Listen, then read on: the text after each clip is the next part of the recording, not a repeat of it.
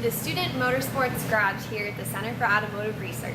We're here in the EcoCAR Bay here to learn a little bit more about what is EcoCAR 2. I'm going to talk about what is EcoCAR 2 and give you a brief overview of the competition, and then we're going to be joined by Matt, who is one of the team leaders on EcoCAR, to talk about what they're doing to the vehicle today and what it's going to look like when they're done. So what is EcoCAR? EcoCAR is a 3-year student engineering competition sponsored by the U.S. Department of Energy and General Motors. The ultimate goal of the competition is to completely redesign a vehicle. So General Motors actually donates to 15 schools a 2013 Chevy Malibu, which is behind me. The ultimate goal of the competition is to reduce the petroleum usage, so reduce the amount of gas that goes into it, reduce the emissions, so reducing the greenhouse gas emissions that come out of it, and also maintaining that performance and safety that an original vehicle will have on the road today. So we want to make sure that consumers, people who are buying these vehicles, are still comfortable with the technology that we're putting in them. Our Ohio State team has 3 components: engineering, business, and outreach. Our engineering team works to rebuild the vehicle. So during the first year of this 3-year competition, they do all computer rebuilding. So they're doing CAD models and seeing how different components fit into the vehicle. During the second year of the competition, they're actually rebuilding the vehicle, which is the stage that we are in now. So they rip apart the vehicle and then they're going to put back in their architecture. In the third year, which will be started next year, is completely refining the vehicle, so making sure it's perfect in every aspect. We also have a business and outreach team that work to talk to people in the community about these technologies and getting them more comfortable with it.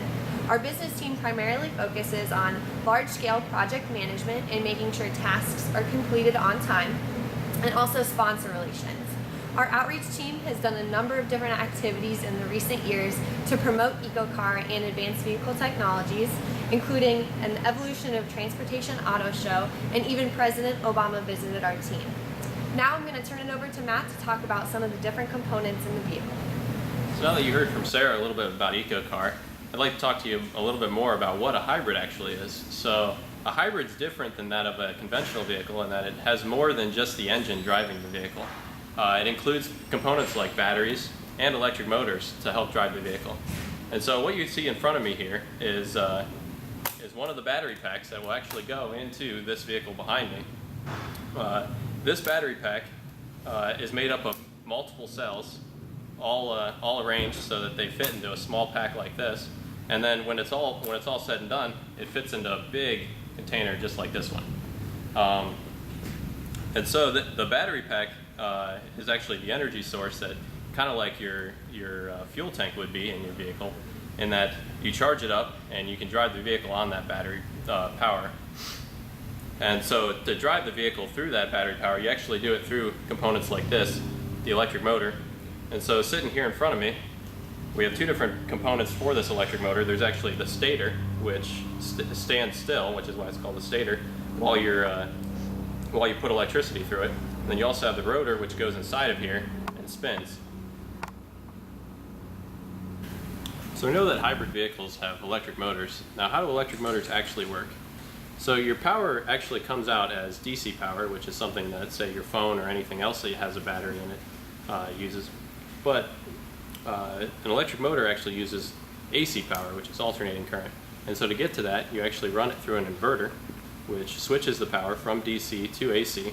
And AC power is a lot like what comes out of the wall in your house. And so when it switches over, you actually have it run through the stator of the electric motor.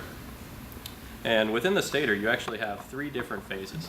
And the AC power actually alternates phases as you go through, and it spins the rotor, which has magnets in it. And as you can see, it's pretty magnetic. It's stuck to the stator here. And so that's actually what makes the motor really expensive, is these rare earth magnets that are in here. And so as you alternate the current in the electric motor, it spins this, and you do it really fast, spinning this faster as your vehicle accelerates. So as you can see in this close-up view of the electric motor, we actually have 3 different inputs to this electric motor, because it's 3-phase. And so each phase of electricity flows through each one of these and actually goes across each one of these plates inside of here.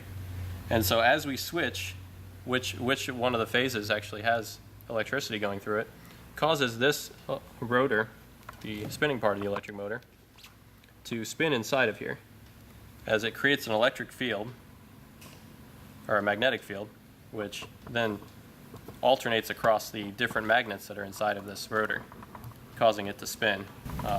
So I mentioned batteries earlier that are in a hybrid vehicle, but what actually makes up these batteries? So there's a large pack that actually has multiple battery cells in it that make up a full battery pack in the vehicle. And so in these, there's actually these pouch-like batteries that are about this size, and they're really thin, and they have these two contactors on the top, which you can see on here.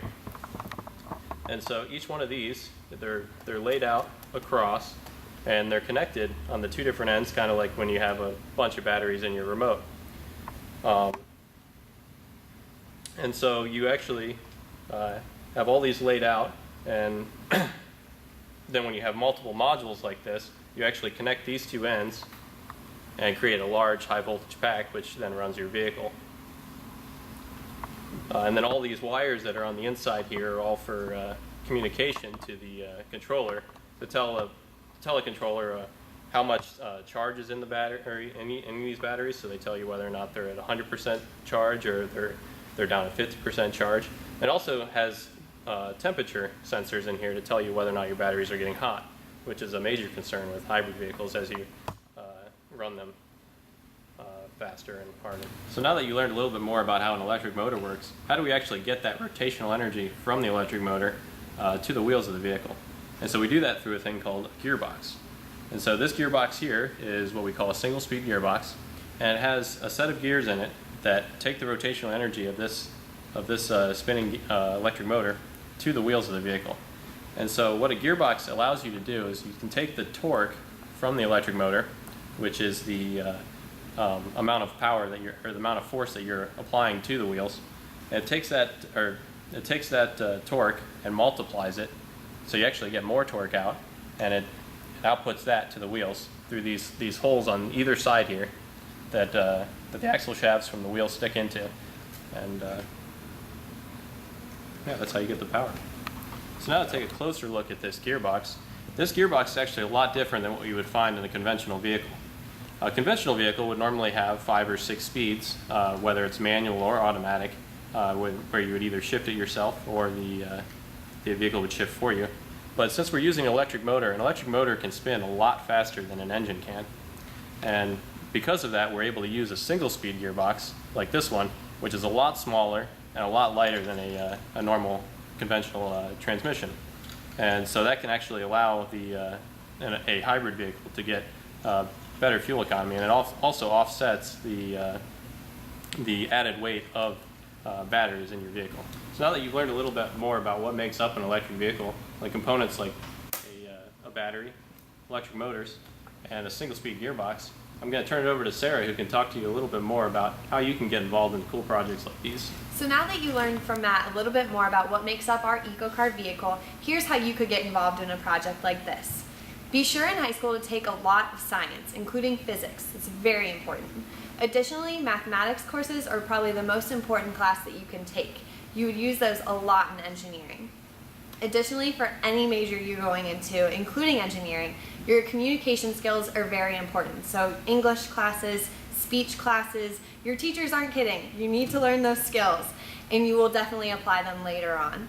To learn more about the EcoCAR team and how we're doing with our vehicle throughout this year, go to our website, ecocar2.osu.edu.